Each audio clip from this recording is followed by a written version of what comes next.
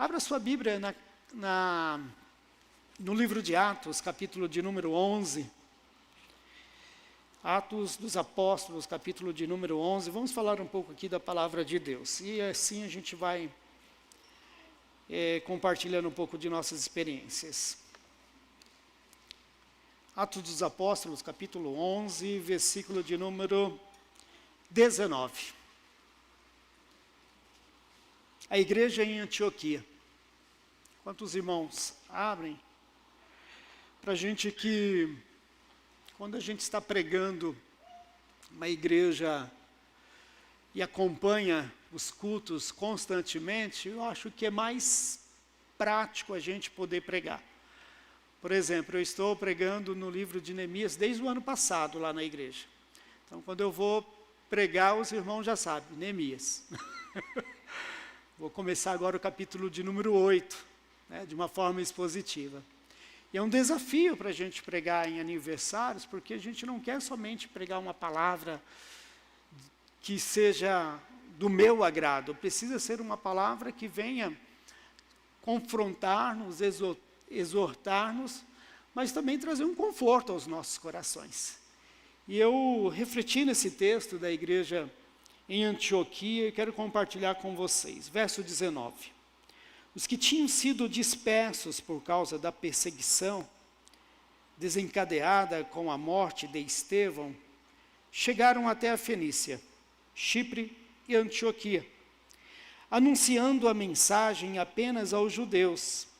Alguns deles, todavia cipriotas e sirineus, foram a Antioquia e começaram a falar também aos gregos, contando-lhes as boas novas a respeito do Senhor Jesus.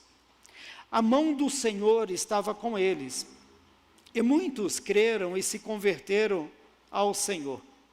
Notícias deste fato chegaram aos ouvidos da igreja em Jerusalém, e eles enviaram Barnabé a Antioquia.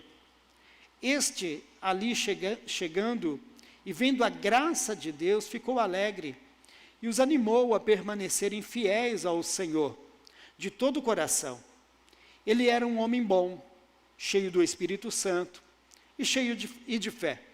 E muitas pessoas foram acrescentadas ao Senhor. Então Barnabé foi a Tarso procurar Saulo, e quando o encontrou, levou-o para Antioquia. Assim, durante um ano inteiro, Barnabé e Saulo se reuniram com a igreja e ensinaram a muitos. Em Antioquia, os discípulos foram pela primeira vez chamados cristãos. Naqueles dias, profetas desceram de Jerusalém para Antioquia. Um deles, Ágabo, levantou-se pelo Espírito e predisse que uma grande fome sobreviveria a todo o mundo romano, o que aconteceu durante o reinado de Cláudio. Os discípulos, cada um segundo as suas possibilidades, decidiram providenciar ajuda para os irmãos que viviam na Judéia. E o fizeram, enviando suas ofertas aos presbíteros pelas mãos de Barnabé e Saulo. Agora eu vou ler aqui o capítulo 13, do verso 1 ao verso 3, que diz assim: Na igreja de Antioquia havia profetas e mestres, Barnabé, Simeão, chamado Níger, Lúcio de Cirene, Manaém, que fora criado com Herodes, o tetrarca, e Saulo. Enquanto adoravam o Senhor e jejuavam, disse o Espírito Santo: Separe-me Barnabé e Saulo para a obra a que os tenho chamado. Assim, depois de jejuar e orar, impuseram-lhes as mãos e o enviaram. Amém, queridos? Até aqui, esse texto. Muito obrigado, nosso Senhor. Obrigado pela vida dos teus filhos, que estão completando mais um ano de vida nesta igreja. Muitos dos que começaram esta obra não estão entre nós, mas fazem parte dessa história. Aonde eles estiverem neste momento, que o Senhor os abençoe. aqueles que o Senhor os recolheu, nós trazemos à memória a vida de cada um.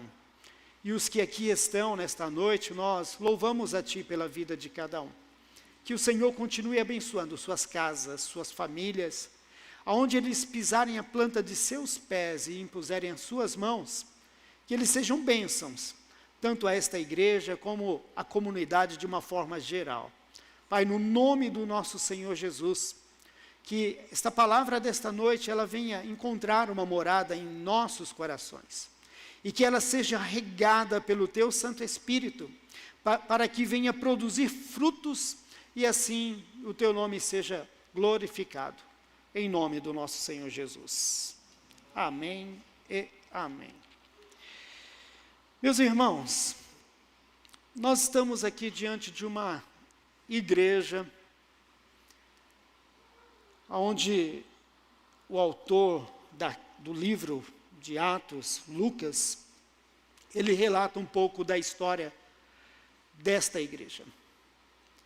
Esta igreja de Antioquia, ela é fruto de um trabalho missionário. A igreja de Antioquia é fruto de pessoas que dedicaram o seu coração à obra do Senhor. A igreja de Antioquia, ela tem uma história maravilhosa, porque não é uma igreja que nasce em Jerusalém, num berço do cristianismo.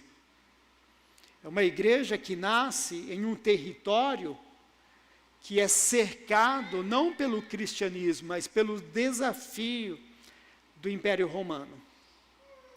E na época em que esta igreja foi estabelecida, ali em volta, ou melhor, cercada, né, pelas dificuldades da perseguição da igreja, pelas dificuldades financeiras, pelas dificuldades que os cristãos que estavam em Jerusalém se dispersaram pela região da Ásia, pela Europa, enfim, por diversos locais. Alguns desses irmãos que se dispersaram por conta da perseguição, que deu-se início com a morte de Estevão, foi apedrejado, foi morto, inclusive com o consentimento de Saulo de Tarso, que era o perseguidor implacável na época. Então, alguns irmãos vão até este local, esta cidade de Antioquia, e lá eles começam um movimento com pessoas que não eram judeus. E para um judeu se relacionar com aqueles que não são judeus é um grande desafio. Pedro se deparou com esse grande desafio. O apóstolo Paulo se deparou com esse grande desafio. Mas a vontade do Senhor, ela prevaleceu. Porque mesmo diante do desafio de não estar na sua terra, o desafio de implantar uma igreja em um território cercado pela idolatria, um território cercado pela religiosidade, um território cercado por questões diversas, de práticas, né, totalmente contrárias ao cristianismo, mesmo cercado com todos esses desafios, essa igreja, ela nasce. Ela nasce, ela se desenvolve, ela toma uma proporção grande, inclusive chama a atenção de muitos. E o texto que lemos diz que é nesta cidade que alguns dos discípulos, eles são identificados como cristãos pela primeira vez. São chamados de cristãos, ou seja, pequenos cristos. Mas seria para nós hoje ser chamado de cristão é uma honra. É uma honra eu ser cristão. Mas na época, ser chamado de cristão não tinha esta conotação de honra.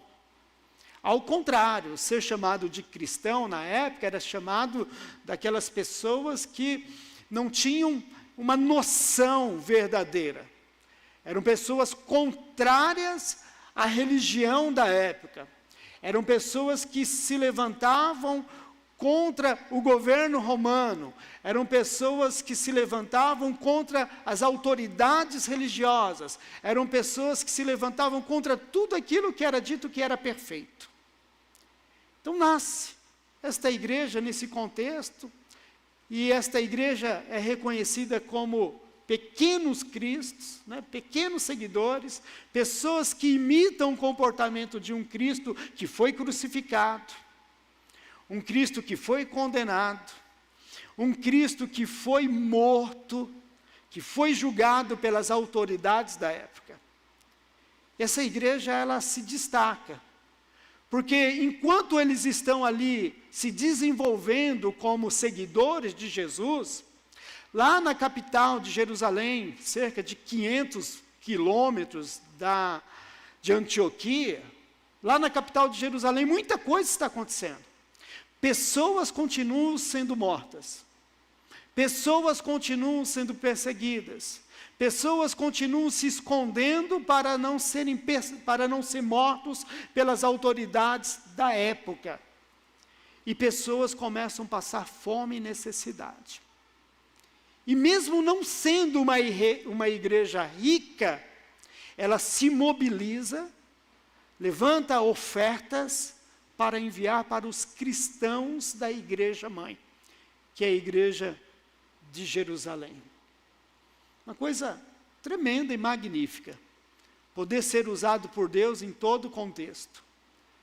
E essa igreja se destaca. É uma igreja cristã, é uma igreja generosa, é uma igreja que cumpre o ID de Jesus. Então é sobre isso que eu gostaria de falar com vocês hoje. Quais são as características desta igreja de Antioquia, que nós podemos olhar para ela hoje e aplicar na nossa vida como igreja? Amém? Porque esse texto ele precisa fazer sentido para a nossa vida. Esse texto ele não pode ser apenas uma história da igreja primitiva, uma história da igreja de Antioquia e ficar sendo como uma história. Não, é uma história viva, é uma história real, é uma história verdadeira e precisa fazer sentido para a nossa vida hoje. Porque se essa história bíblica, se esse texto bíblico, se a palavra de Deus aqui escrita para nós não fizer sentido na nossa vida, alguma coisa não está bem. Então, em primeiro lugar, que eu gostaria de chamar a atenção dos irmãos aqui, para esta igreja, que foi identificada como cristã, é que esta igreja ela tinha uma identidade. Ou seja, uma igreja que reflete a Cristo no seu modo de vida. Isso é importante. O verso de número 19 e o verso de número 20 do texto que nós lemos, diz assim: os que tinham sido dispersos por causa da perseguição, desencadeada com a morte de Estevão, chegaram até Fenícia, Chipre e Antioquia, anunciando a mensagem apenas aos judeus. Alguns deles, todavia, cipriotas e sirineus, foram a Antioquia e começaram a falar também aos gregos, contando-lhes as boas novas a respeito do Senhor Jesus. Meus irmãos, a igreja aqui é a igreja perseguida. Eu fiquei pensando, talvez essa perseguição começou com um decreto.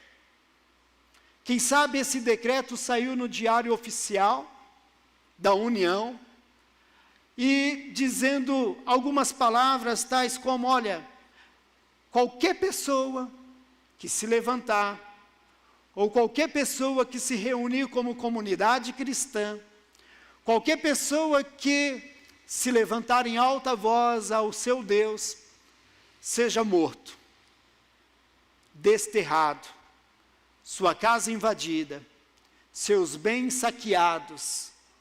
Talvez começou com apenas um decreto. Eu não sei quantos de vocês se lembram da época da Covid-19. Muitos decretos foram sancionados. E muitas igrejas ficaram impedidas de se reunir como comunidade cristã num espaço como esse. A gente até tentou. Fazíamos uso das redes sociais, começamos os espaçamentos nas cadeiras, nos bancos, pequenos grupos orando, mas saíram decretos. Na época da igreja de Antioquia, também não foi diferente. Veio as perseguições, os irmãos ficaram impedidos de se reunir, alguns deles foram mortos e se espalharam pelas regiões. Eu não sei vocês, mas quem sabe eu, se estivesse sendo perseguido por pregar a palavra, talvez eu não me ousaria me levantar a minha voz para falar de Jesus. Mas esta igreja de Antioquia, à medida que ela caminhava, à medida que ela avançava, por onde ela passava, ela anunciava as boas novas de Jesus. Isso identificava aquele pequeno grupo de irmãos como cristãos, a sua identidade. Ou seja, mesmo sendo perseguidos, eles não perderam a sua essência. Faz sentido para vocês? Porque em momentos de fartura, em momentos de bonança, em momentos de alegria, de euforia, a gente facilmente contamos as nossas boas novas. Mas em momentos de perseguição, muitos vão querer se esconder. Muitos vão querer não ser se identificado como cristão.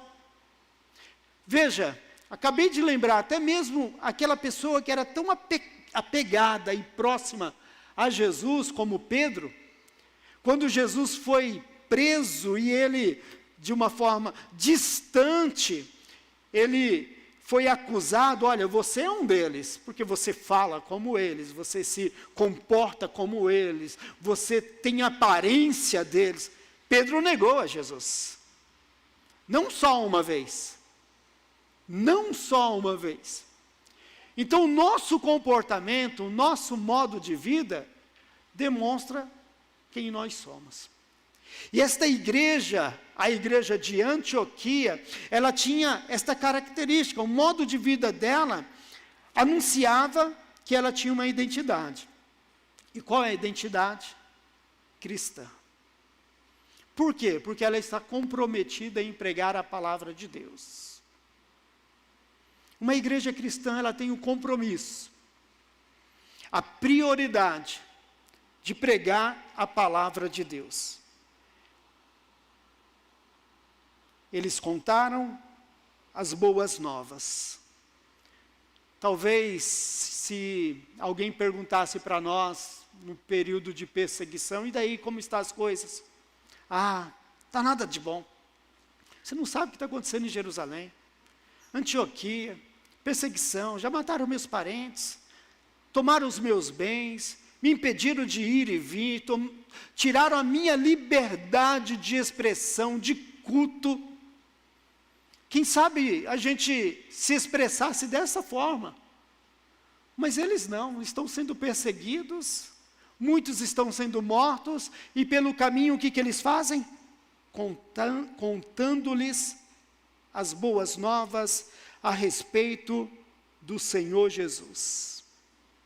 E isso fez toda a diferença naquela igreja, porque à medida que eles contavam as boas novas do Senhor Jesus, a mão do Senhor estava sobre eles. Queridos, jamais deixe de contar as boas novas do Senhor. Jamais. A gente pode até contar um pouco da gente.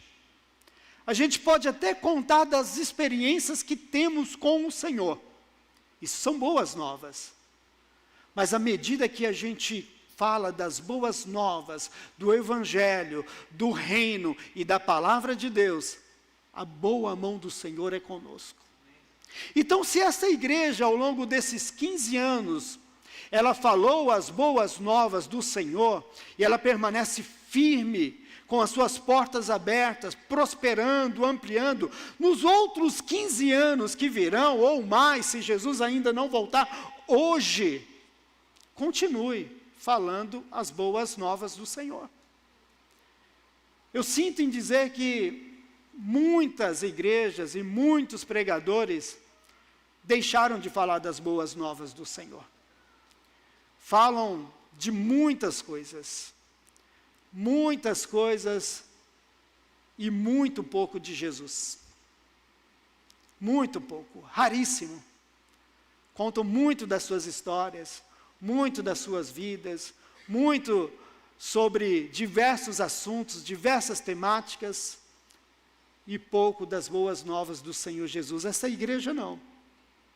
Ela é uma igreja que tem isso no seu modo de vida. Por onde ela ia, ela evangelizava. E qual era a consequência disso, irmãos? O verso de número 22 diz assim: notícias desse fato chegaram aos ouvidos da igreja em Jerusalém. Notícias de quê?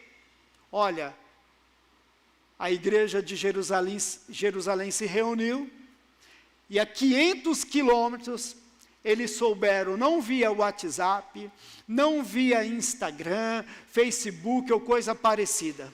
Eu não sei de que forma, mas alguém chegou em Jerusalém e falou: olha, lá em Antioquia, tem um grupo de irmãos fervorosos, perseverantes, consistentes, que estão trabalhando arduamente, anunciando a palavra do Senhor. Eu não sei de que forma, mas essa notícia da alegria, essa notícia das boas novas, essa notícia de que a igreja, ela estava crescendo e muitos tinham sido batizados no Espírito Santo, chegou a Jerusalém.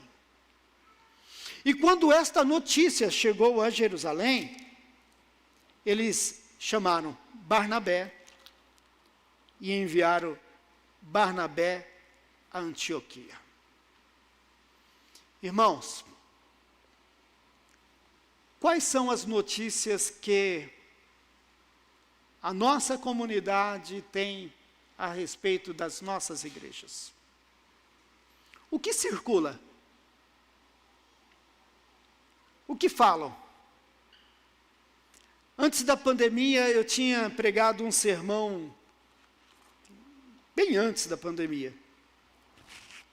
com uma temática: se as nossas igrejas fechassem, ela faria tanta falta quanto uma panificadora, se fechasse as suas portas?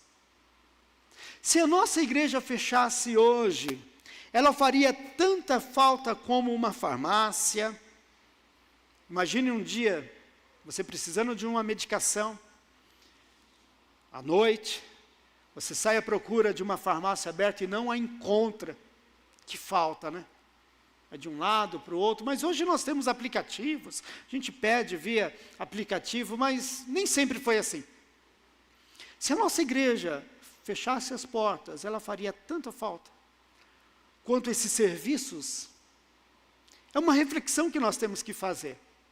Porque a igreja de Antioquia era uma igreja que ela tinha boas notícias, e essas boas notícias chegaram aos ouvidos da igreja que está em Jerusalém. Opa, se tem ali um grupo de irmãos que estão se esforçando em pregar as boas novas do reino, vamos enviar Barnabé. Aí vem outra pergunta: quantos Barnabés nós temos à disposição hoje?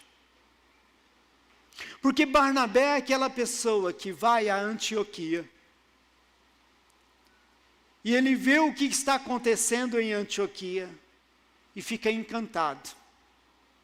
Mas também não era por menos, porque ele era um homem de fé. Ele era um homem que era cheio do Espírito. Ele tinha suas características, os seus dons, as suas qualidades. E quando ele vê tudo aquilo de bom acontecendo, ele fala: eu não vou dar conta. sozinho não. Ele chama uma pessoa chamada Saulo. Ele busca Saulo e o leva a Antioquia. E a Bíblia diz que durante um ano inteiro, eles ficam ensinando os irmãos. Irmãos logo em seguida tornam-se discípulos. Quantos Barnabés nós temos hoje em nossas igrejas? Quantos Barnabés? Porque esta igreja ela é comprometida não só com a pregação, ou melhor, não só ali com a pregação da palavra, mas também com a evangelização. Porque uma coisa é eu pregar aqui no púlpito, outra coisa é nós sairmos do púlpito, das quatro paredes e evangelizar. Se necessário, a gente usa as palavras. Se necessário for, usamos as palavras. Mas essa igreja ela tem um compromisso.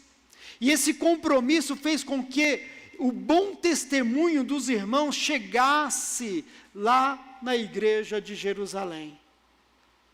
E eu louvo a Deus, irmãos, pela vida desta igreja, pela sua vida como a igreja, pela sua vida que dá bom testemunho, pela sua vida que sempre louva ao Senhor, pela sua vida que ombreia o casal de pastores dessa igreja, a liderança dessa igreja, os ministros do louvor dessa igreja. Eu louvo a Deus pela sua vida que tem a disposição em seu coração em ofertar, em contribuir por esta igreja. Porque é desta forma que nós nos comportamos como igreja. E a igreja de Antioquia tinha este comportamento. E é este comportamento que fez com que eles fossem identificados como cristãos. Como cristãos. Mas uma outra coisa que me chama a atenção aqui nessa igreja era a generosidade deles. Vocês têm até aqui no slogan, né? Generosa. Era uma igreja generosa. Vocês se lembram? Nós lemos aqui no verso 27, que diz assim: naqueles dias, alguns profetas desceram de Jerusalém para Antioquia. Um deles, Ágabo, levantando-se pelo Espírito, predisse que uma grande fome sobreviveria a todo o mundo romano. O que aconteceu durante o reinado de Cláudio. Verso de número 29. Os discípulos, cada um segundo as suas possibilidades, decidiram providenciar ajuda para os irmãos que viviam na Judéia. E o fizeram, enviando suas ofertas aos presbíteros pelas mãos de Barnabé e também Saulo.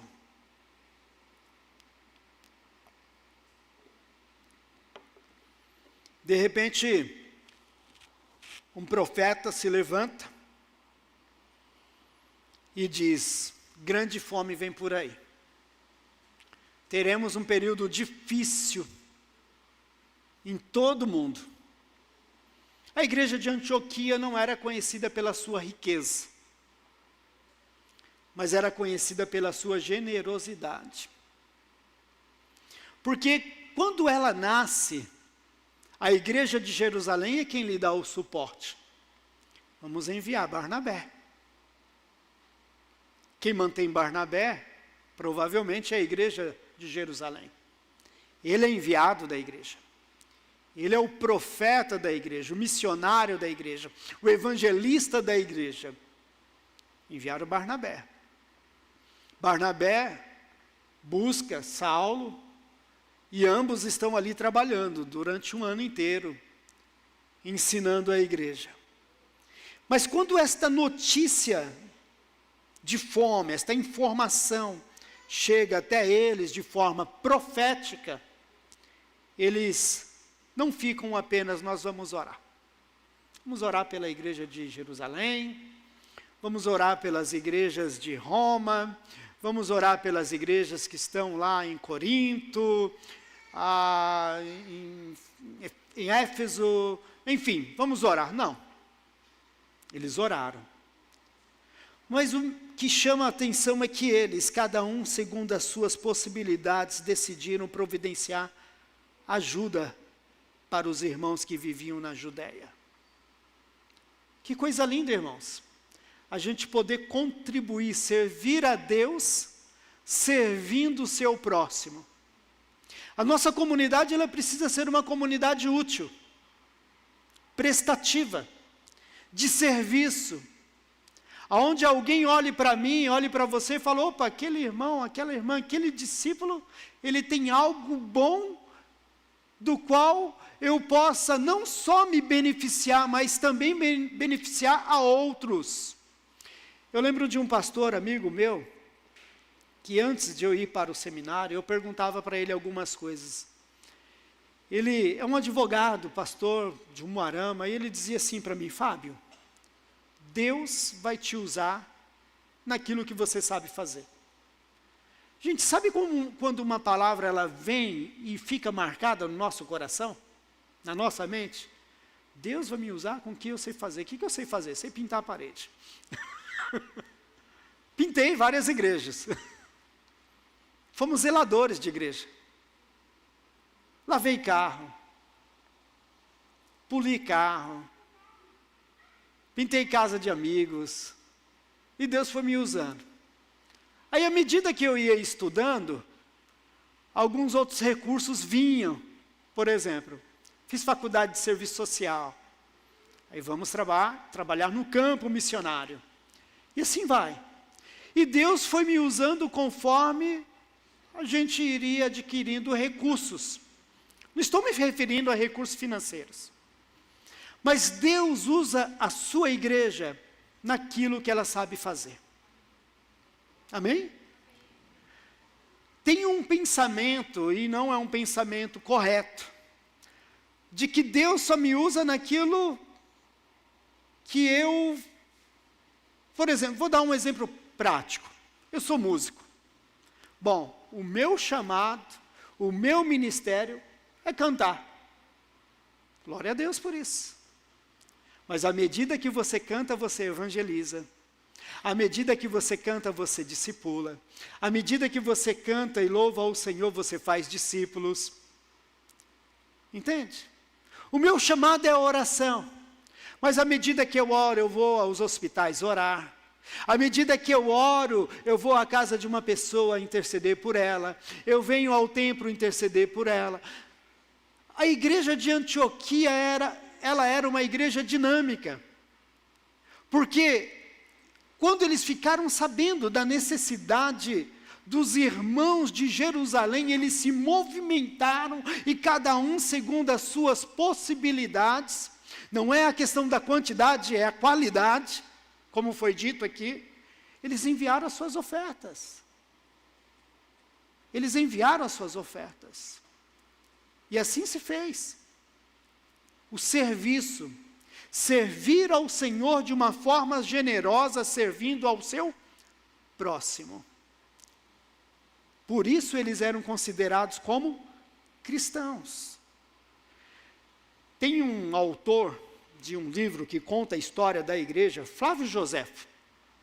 Flávio Joséfo, ele conta a história da igreja primitiva, ele conta alguns relatos a respeito da igreja, e ele diz o seguinte, que na época da perseguição, a ordem era para que os soldados entrassem nas casas, arrombassem as portas e saqueassem todos os bens dos cristãos. Ele conta que os cristãos, eles eram arrancados da sua casa à força, arrastados às ruas para serem mortos em praça pública. Época da perseguição. Em momentos de dificuldade, em momentos de perseguição, em momentos de desafios, uma igreja precisa se levantar para ajudar a outra. Nós precisamos, como igreja, se levantar para ajudar ao próximo. Essa igreja, ela servia a Deus servindo ao seu próximo. No Evangelho de Mateus, no capítulo 25, verso 31 a seguir, as palavras de Jesus são assim: eu tive fome e me deste de comer. Eu tive sede e me deste de beber. Eu tive preso e doente e foste me visitar. Nós precisamos ter esse perfil, esta característica de igreja como Cristo também fez. Tiago, ele diz assim: assim também a fé, se não tiver obras, por si só é morta. Precisamos agir como igreja, não só nas quatro paredes, mas também além delas. Eu costumo dizer que esta reunião aqui, essa breve reunião, nossa, é como aquele intervalo do jogo de futebol. Nós vamos a campo e não foi nada bem no primeiro tempo. A gente sai do campo, vai ali para o vestiário, o técnico reúne os seus jogadores e diz: olha, o negócio é o seguinte, a gente precisa mudar de postura, de comportamento, porque voltar lá da forma que estivemos no primeiro tempo não vai dar bom. E o técnico incentiva, motiva, dá direção, e os jogadores voltam todos animados para jogar o segundo tempo. Então estamos aqui no período daquele intervalo, e logo nós iremos sair daqui e vamos precisar provar lá fora que de fato a igreja de Londrina é uma igreja cristã. Isso acontece na segunda-feira, isso acontece na terça-feira, na quarta-feira, na quinta, na sexta, na escola, na faculdade, trabalho, por onde a gente for. Aí as pessoas vão olhar para nós e falar: olha, nós temos ali uma igreja cristã. Pequenos cristos. Terceiro e último. Tem um relojão ali, né? Que bom, né? O pastor vai... Tampa ele aí, irmão. Reseta ele. Zero. Ai, gente. Terceira característica dessa igreja aqui. É uma igreja que leva a sério a sua missão. Capítulo 13, que nós lemos, verso 1 e 2, diz assim: na igreja de Antioquia havia profetas e mestres, Barnabé, Simeão, chamado Níger, Lúcio de Cirene, Manaém, que fora criado com Herodes, o tetrarca, e Saulo. Enquanto adoravam o Senhor e jejuavam, disse o Espírito Santo: separem-me Barnabé e Saulo para a obra que os tenho chamado. Assim, depois de jejuar e orar, impuseram-lhe as mãos e os enviaram. A igreja do Senhor Jesus não faz missões. Que isso, pastor? Acabou de falar da obra missionária, não faz missões? Não faz missões. A igreja do Senhor Jesus tem uma missão. Tem uma missão. E a igreja do Senhor Jesus tem como missão pregar o evangelho. Na verdade, é o ide. Ide por todo mundo. Ide por todo mundo. E o que? Faça o quê? Discípulos. Esta é a missão. Ah, nós fazemos missões. Não, nós temos uma missão. A verdade é que a gente se envolve com muitas missões. Já está dando aviso, né? A verdade é que a gente se envolve com muitas coisas. Mas a missão da igreja é una. Porque se nós fazemos missões, a gente vai ter um calendário. O mês de... É outubro que é o calendário? Tem um calendário, né? Tal mês a gente fala sobre missões. Mas se a igreja ela é comprometida com a sua missão, ela vai fazer como Barnabé, que saiu da sua cidade, vai até Antioquia, vê que ali há um campo fértil, e naquele campo fértil ele cumpre a sua missão. Ele volta a Jerusalém, busca Saulo, e durante 1 ano, ele faz o quê? Discípulos.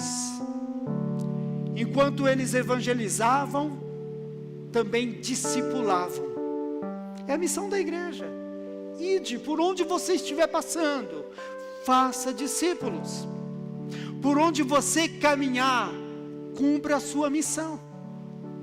A missão da igreja está envolvida com o reino. Na verdade, a igreja do Senhor Jesus é o agente do reino aqui na terra. Você é um representante legal do Senhor. Legal. Foi lhe dado esta autonomia de você pregar o evangelho do reino, as boas novas do Senhor Jesus, assentar-se com as pessoas e ensiná-las a como se portar como igreja. E foi isso que estes homens fizeram. Ronaldo Lidório, isso, ele disse o seguinte: não mande para longe quem não é bênção por perto. Não dá. Na verdade, quem não é bênção por perto dá vontade de mandar para longe, né? Mandar para longe, dar carta de apresentação às outras igrejas. Mas no sentido missionário, de cumprir o ID, de fazer discípulos, não mande para longe, não invista em quem não é bênção por perto. Mas de repente você percebe ali que há alguém com o coração ardendo em chamas. Invista em oração, invista financeiramente, invista em apoio, invista orando, invista, incentive. Essa igreja, ela cresceu com base em jejum, em oração, na legalidade. Era uma igreja que adorava. A igreja de Antioquia é fruto de um trabalho como esse. Ela não pode agir diferente. Irmãos, pense na história da nossa igreja no Brasil. Há poucos dias nós estávamos no grupo da Ormiban perguntando a respeito da história da Igreja Batista Nacional, e eu procurei lá na minha biblioteca e achei um livro da história da Igreja Batista, dos Batistas Nacionais. E naquele livro tem algumas histórias, ou melhor, relatos dos missionários que vieram fazer missões aqui no Brasil. E muitos de nós não os conhecemos, a não ser pelas páginas dos livros. Mas nós temos pessoas como o pastor José Rego do Nascimento, pastor Enéas Tognini. Nós temos uma missionária chamada Rosali, que veio fazer missões, e neste trabalho de cumprir o ID do Senhor, as igrejas batistas, elas foram tomando seus campos, ela foi assumindo o seu lugar, a sua identidade como cristã. E hoje, se nós estamos aqui assentados nessas cadeiras, nesse templo, gozando assim do fruto deste conforto, é porque homens e mulheres como essas pessoas dedicaram as suas vidas. Jamais podemos apagá-la da história da igreja. Jamais podemos dizer, olha, essas pessoas, já passou o tempo delas, já foi o tempo delas, isso é coisa do passado. Não. O banco, a cadeira onde você está sentado hoje foi fruto de oração, de pessoas que dedicaram a sua vida em jejum, em oração, pastores, missionárias que viram a sua vida se esvaindo no campo missionário. Pastor Davino conta as histórias dele, que ele fazia os trajetos montado em animais, pedalando a sua barra circular. Hoje a gente tem carro, ar-condicionado, airbag, GPS. Irmãos, honre cada geração da sua igreja, cada geração. Honre cada momento, como esta igreja honrou o momento deles. Viram ali Barnabé, perceberam o potencial no apóstolo Paulo, e os enviaram para o campo missionário, a cumprir o ID. Durante um ano inteiro, o que eles ficaram fazendo durante aquele um ano? Ensinando a palavra, ensinando as boas novas. Não precisaram ficar fazendo muitas coisas, não. Enquanto isso, o povo ia caindo na graça da igreja, e Deus ia acrescentando o número dos que iam sendo salvos. É Deus quem dá o crescimento, queridos. É Deus quem faz a obra do Senhor prosperar. Enquanto a gente sai caminhando, seja com lágrimas, tem o salmo que diz, né, que aquele que sai em lágrimas voltará com seus feixes de alegria. Então não abra mão disso, não negocie a sua fé, não negocie os seus valores. Lembre-se da igreja de Antioquia, que era identificada como cristã por conta da sua identidade. Lembre-se da igreja de Antioquia, que foi identificada como cristã porque ela servia ao Senhor, mas também servia ao próximo de uma forma generosa. Mas ela tinha uma missão. E assim como esta igreja, nós também temos uma missão. Amém?